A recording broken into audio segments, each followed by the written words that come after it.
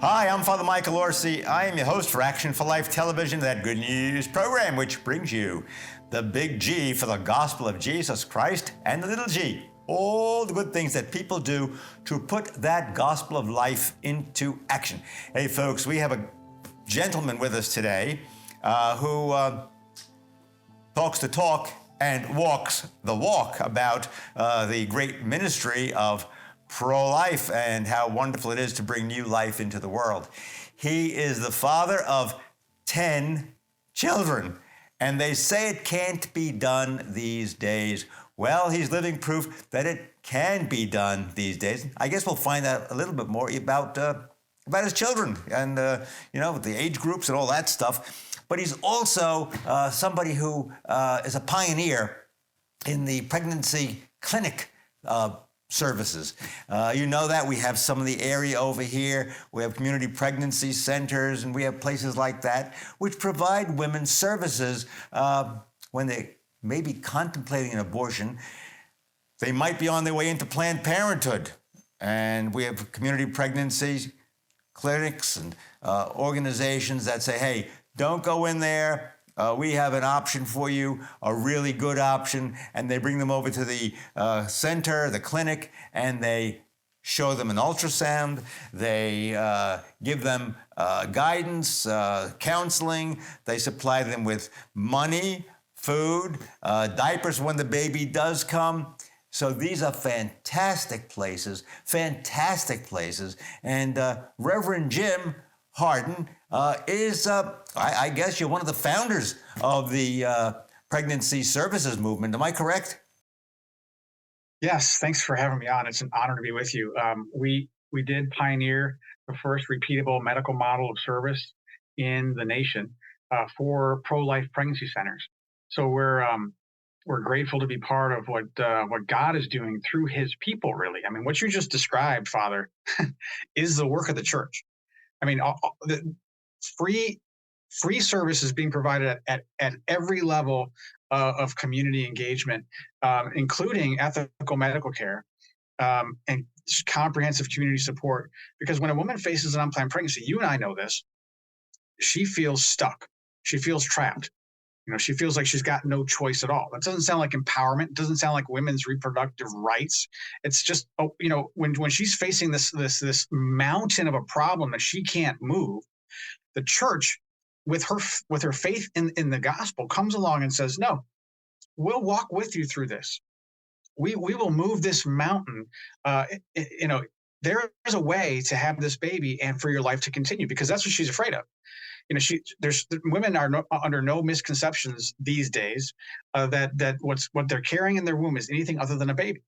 And so she has this she believes, a tragic decision to make. Either she's going to die, that is her life as she's planned it, or her life as she wants it, or this baby's going to die. And we come along and say, no, there's a third narrative. You can have this baby and your life can continue. You can have this baby and continue to go to school. You can have this baby and continue to pursue your career. You can have this baby and fill in the blank, right? We know that is the case for tens of thousands of women every year throughout the history of mankind, really. So what abortion represents is a tragedy of society failing to support women facing unplanned pregnancies. And let me ask you a question. You're in Rochester, correct? Correct. Now, did you begin the first pregnancy clinic in the Rochester area because of the closeness to University of Rochester, a lot of young people? Yes. We triangulated we identified the area we wanted to position the medical office based on where women are getting abortions, because we wanted to cut the number of abortions by 25%. That was our initial goal. We wanted to be able to, in order to do that, you've got to be able to have the medical facility and staff and marketing to be able to reach that demographic where they are when they find out they're pregnant. A woman makes a decision about the outcome of her pregnancy within the first 24 hours after the first positive home pregnancy test. This is critical that we're there. And so God has blessed CompassCare with the ability to see the abortion numbers come down in Monroe County, which is the county where Rochester is housed. We saw abortion numbers cut in half Wow. because we were able to see, and we saw 2 abortionists go out of business. We saw Planned Parenthood having to consolidate all their administrative services because they couldn't afford to stay open with all the administrative support that they had. So now, of course, New York State is the abortion capital of the United States in terms of not just their, unrestricted policies and laws protecting and funding abortion through taxpayer money, but also just in terms of the sheer numbers. I mean, on a per capita basis, there are more abortions in New York than anywhere in the country. In terms of sheer volume, it would be California, we think, because California doesn't actually publish our numbers anymore. So yeah, that was the reason why we set it up in Rochester. We're hoping to duplicate those. That we're in the process of duplicating those results in Buffalo. Of course, about the Buffalo office was attacked twice. Yeah. Tell us what happened. Look, folks, I mean, the pro-death cause is very violent. And the Buffalo office was attacked. So, Pastor, please tell us about that. Yeah, so on May 2nd, a year ago, there was this unprecedented illegal breach of Supreme Court security, leaking a full draft opinion of the Dobbs versus Jackson Women's Health case, which overturned Roe versus Wade. Right. That was officially released on June 24th, a year ago. So we celebrated that anniversary on Saturday, and there's much to celebrate there. But on May 2nd, that leak happened. On May 8th, there was the first firebombing of this pro-abortion terrorist group known as Jane's Revenge. They call themselves Jane's Revenge. We now know that it's a front group for Antifa. And I've got more information to share about that if you're interested. But what they did was on May 8th, they firebombed a Madison, Wisconsin pro-life entity, and they issued a communique, very Marxist-oriented type communique, and they said that they did it, and that then they issued a 30-day ultimatum. 30 days, pregnancy centers, all your pro-life pregnancy centers across the country, we have cell groups in all 50 states. You need to shut down in 30 days. If you don't, you're going to face a similar consequence, firebombing. Well, on day 30, CompassCare was firebombed. Now, we had notified the FBI well in advance. We had notified local police of our concerns of these threats. They didn't do anything. So on June 7th, 30 days later, we were firebombed. Jane's Revenge took responsibility. $500,000 of damage to our facility. 2 firefighters were injured in putting out the blaze. Wait a minute. FBI did nothing. FBI did nothing. What about the Buffalo police? FBI stepped in to stop the investigation is what they did. They slow-walked it. Anytime the FBI gets involved. And I call, look, DHS, FBI, DOJ, I call it the Biden administration's triumvirate of injustice. There's been whistleblowers coming out of the FBI since last year, and even more into March of this year. It's essentially saying that the FBI turned their investigative and arresting powers on pro-life people, and instead, the people that are being attacked, pregnancy centers, they issued a new threat tag for pro-life adherence, people who adhere to pro-life beliefs. That's you and me. Folks, do you see what's happening? This is the United States of America. And we're hearing that some of our agencies that's supposed to be protecting us are indeed persecuting us. And this is a very serious problem. This undermines democracy. And you can see what a threat the pro-life movement is to these forces of evil. And they are evil, ladies and gentlemen. I'm at a point in my life where I can smell the devil. And believe me, the devil is in this. I'm sorry, Pastor, I just had to go off on that. You're right. No, I agree 100%.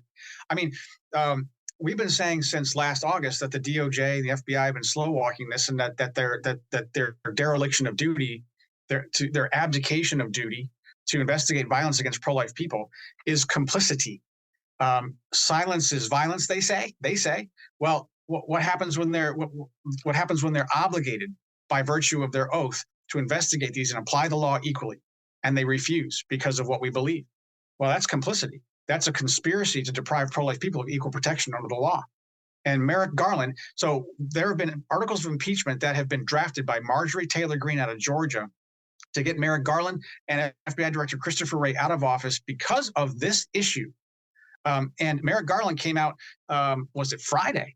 And he said, some people think that the DOJ is not prosecuting like cases alike, meaning attacks on abortionists are being tried, but attacks on pro-life pregnancy centers are not.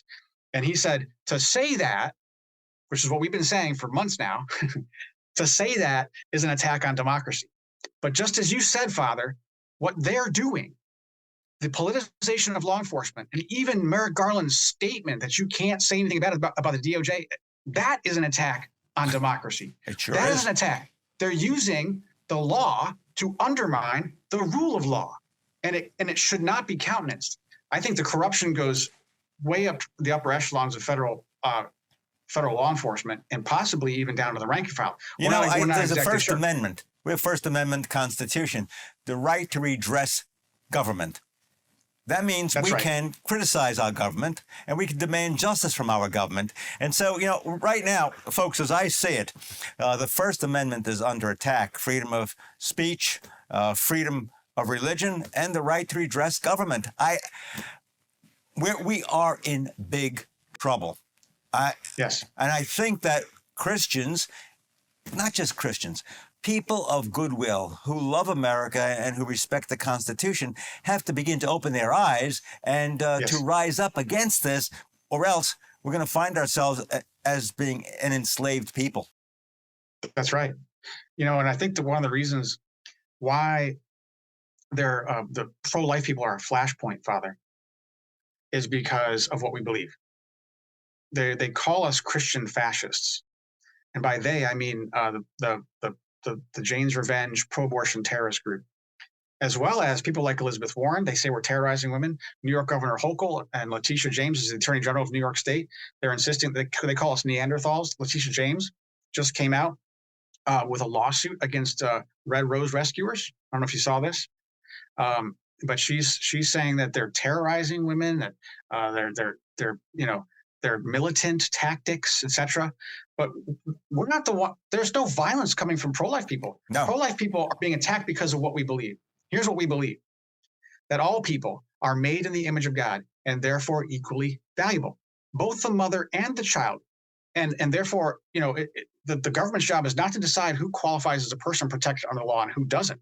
It's the government's job to protect all people equally. Otherwise, equality is just a sham. Equality is just a word that the politically powerful use to manipulate the masses to their own agenda, and that's what's happening right now. And pro-life people like us are able to articulate this belief and stand on this truth that we're made in God's image. If we're made in God's image, that is the source of human dignity. That is the source of equality. That is the source of blind justice, true blind justice. And when the government comes along and insists that, oh, no, and then secularizes everything, makes everything atheistic, and then they insist that we're made just a little higher than the animals, perhaps. At that point, how do you create a moral framework? How do you create a moral system? How do you create how do you identify right and good versus wrong and evil? Who creates the justice system? How does the justice system survive 350 different views of right and wrong? It doesn't. And so it's tearing apart our nation. This new kind of philosophy of secularism and hyper individualism. The primary relationships that we have that take precedent before government are our relationship with our God, with our spouse, and with our children. And they're undermining the family unit because the family is the basic unit of civilized order. It's not an adult-centric institution, it's a child-centric institution, a place where the next generation of responsible citizen can grow, and the church can help support those families and help them understand who God is and therefore how we're supposed to behave, because we're designed to reflect his character back to him and to each other. We're to love the Lord our God with all of our heart, mind, soul, and strength, and love our neighbor as ourselves. Pastor, I have a question for you. Certainly, you have your pregnancy services. It almost sounds like you're saying they can be franchised, repeatable, different places. And certainly, from my experience with the pregnancy clinics here in Southwest Florida, they're doing a tremendous job. But there's something else you just said that I really think has to be addressed. You're talking about the next generation, and the family is for the nurturing of children. And certainly that's for the good of the country too. Without children, you lose your country. Yeah. You rescue these children, but what is the next step? You have 10 children. God bless you. What are their ages? Our oldest is 25 and our youngest is 7. Wow, that's fantastic. And what I want to do is ask you, all right, how do you raise them to be pro-life? Do you homeschool? Do you use a Christian school? What do you do? Well, that's a good question. Well, I mean, we have to, the Bible says to teach our children about what it means to be human, to teach our children about the Lord. You know, when we rise up, when we take our meals, when we walk about, when we go to bed. I mean, it's got to be part of who we are, right? It can't just be in a box somewhere that we pull out and talk about once a week. It's a culture that you're trying to build. And so we actually do homeschool. And we believe that homeschooling is key, because parents, God is going to hold parents responsible for the education of the children that He allows us to steward for a little while, right? They're not ours, they're His. And we're trying to raise adults. We're not raising children. We've got to think about the future. These people are going to be, they're arrows, right? That's how God describes them in the Psalms. They're arrows. And we want those arrows to fly in a certain direction. Proverbs says to raise up a child, train up a child in the way he should go, and when he is old, he will not depart from it. Well, generally speaking, that's wisdom literature. That's how things work.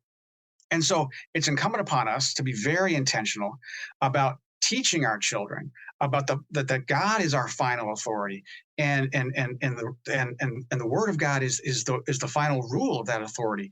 And to know Him is to walk with Him in learning about that rule, to walk with other believers, and to basically, show them that self-sacrifice, mutual self-sacrifice in a marriage, even though it's not always perfect. I mean, it's not, and there's no perfect marriage, but to demonstrate mutual self-sacrifice in marriage and say we're always open to more life is the biggest lesson they can take away. They'll never forget that, even if you don't put words on it like I just did. They'll watch mom and dad and they'll say, okay, I know what it means to be a dad. I know what it means to be a mom. I know how the opposite sex are supposed to interrelate in a healthy manner. And I know that marriage is designed to be this mutual self-sacrifice. I give everything to my wife and she gives everything to me, and out of that comes life. And it's a counterintuitive concept for a culture that has fully embraced individualized materialism. And I don't just mean having 2 cars and 3 in the garage of a 3,000 square foot home. Materialism, I mean, is this idea that there is nothing more to this life than the physical aspects of it. Hey, gang, I know a lot of you sometimes can't watch all of our episodes of Action for Life. However, we have a solution for that. All you have to do is go to YouTube and search for Action for Life Florida. And you can catch up on all the shows, and guess what? Extra added bonus, you get to hear my weekly homily. So YouTube and you make a fine couple. See, where I'm going with this is, certainly, I love and respect what the pregnancy clinics do for women that are in trouble. But I think, we have to get to these people before they need your services at the pregnancy clinics. And that's what I'm asking about, the formation of youth. I think we've lost a tremendous amount of young people because of very, very poor formation, and because we've entrusted our children to the public schools. No doubt about it. No doubt about it. The public schools are now the center of social life in our communities, and they are essentially government indoctrination centers. Whenever I drive by a school and I got the kids in the van, I say, "Look, kids, there's a GIC, a government indoctrination center. They tell you what to believe. They tell you and it makes it almost impossible for parents to convey their values to their children. In fact, they tell the children that the parents' values, if they're conservative Christian values, are wrong. And now there's places like California and New York now that are insisting that they want to, essentially build the parents out of the equation in the public education sector when it comes to transgenderism, whether or not a child identifies in school as a boy when she's a girl, etc. This is a, and then of course barring the teachers from even talking about it, this is a violation of their religious liberty as Christian teachers, and it's an abuse of the children, hypersexualizing them through pornography and this whole transgender mutilation of genitalia. I mean, this is where we are right now in this culture is almost unbelievable when you look back in the history of humanity and how other nations have fallen. This is absolutely reprehensible and a destruction of the nation at its root, and it makes not humanity is a crown of creation. It is we are, because we're made in the image of God. And Satan comes to steal, kill, and destroy. You mentioned that this is a satanic, this is of the devil. Well, it is. And the devil strikes at the heart of the crown of creation. He seeks to destroy the image of God in man. And that if he can do it in the womb, great. If he can do it after they're born through, mutilating them, then he'll do that. I mean, there's all sorts of things that he's doing right now to destroy the ability for even mankind to procreate in a healthy manner. So, what you're saying is something I certainly resonate with and agree with you 100%. But I wanted, before we have to leave you, I want you to talk about some of the books that you've written, and maybe our viewers would be interested in them. Sure. Well, given what's been going on with respect to the abortion debates these last year and a half, 2 years, I decided to write a book on the nature of medical ethics in women's reproductive health, interpreting medical ethics in the context of women's reproductive health. Apparently, nobody had ever done that before. And given the fact that abortion is such a hot topic, it behooves us to understand the nature of abortion in the context of medical care. So, like, for example, the original Hippocratic Oath, the oath that doctors would take before they would start practicing medicine independently, it has this phrase in it: "I will not give a woman an abortive remedy." I will not give a woman an abortive remedy. Well, that's an older way of saying abortion's wrong. Abortion's not medical care. But of all the things that they could have put in the Hippocratic Oath, all the different medical treatment options they could have put in the Hippocratic Oath, they chose abortion. Why? Because the purpose of medicine is to heal and to maintain the health of the patient. And abortion does neither one of those two things for either the woman or the child. What abortion represents is the original quackery. And so it's never been considered medical care. It's a violation of a woman's, in fact, you could say it's mutilation of her reproductive health system. What pregnancy represents is the healthy functioning of a woman's reproductive health system. And so what abortion is the destruction of that and that process. So, if you look at the reason why abortion was mainstreamed is because they took this medical ethical concept called autonomy, patient autonomy. I have the ability to have control over my own body. I'm inviolable in that way. And they twisted it and called it choice. And they made choice the primary driving ethical concern of all patient interactions. And that's just wrong. Because it's not about choice. When a woman faces an unplanned pregnancy, she feels like she has no choice. So unplanned pregnancy in that case represents coercion. So it's the physician's job to insulate a patient from having to make a decision she would not normally make under normal circumstances. And it's unethical for that physician to give her that treatment option she doesn't want. So that's one of the things we talk about in this book, Ethical Theory and Pertinent Standards in Women's Reproductive Health, which was just published. And now, of course, with chemical abortion about to be overturned, hopefully, by the Fifth Circuit. Chemical abortion was illegally approved by the FDA in the year 2000 in the Clinton administration. They circumvented their safety and efficacy protocols to get this very dangerous drug on the market to women.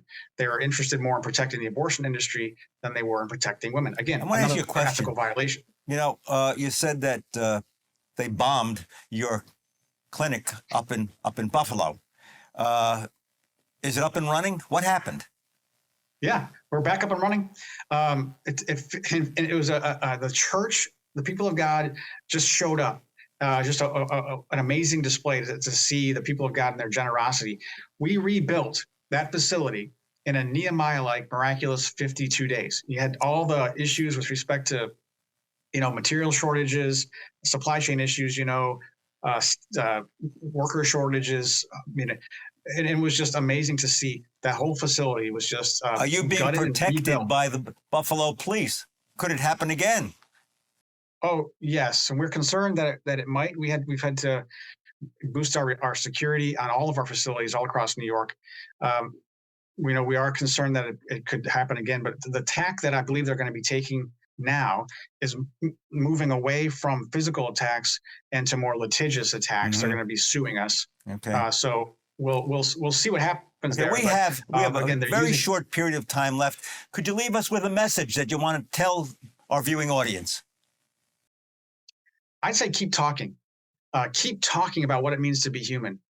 Talk to your friends, talk to your family, talk to your neighbors about the fact that we're all made in the image of God and therefore equally valuable, deserving of protection and blessing from the womb to the tomb. Keep talking, because the more we talk about this, the more pro-life our country gets, and we'll have a chance at re-civilizing our country if we come back to the Lord. Did you hear those words, folks? Re-civilizing our country.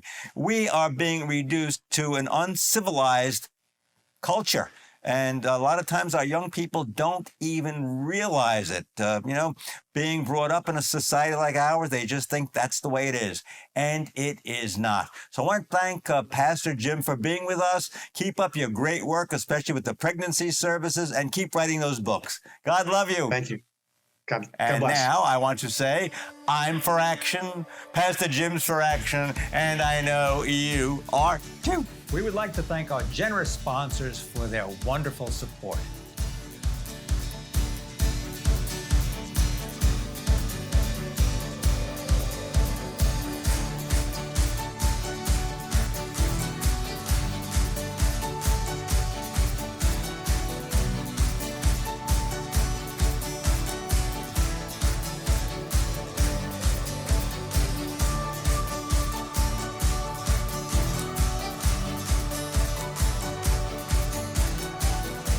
Thanks for watching. Please join us next time for Action for Life. I'm for action, and I hope you are too.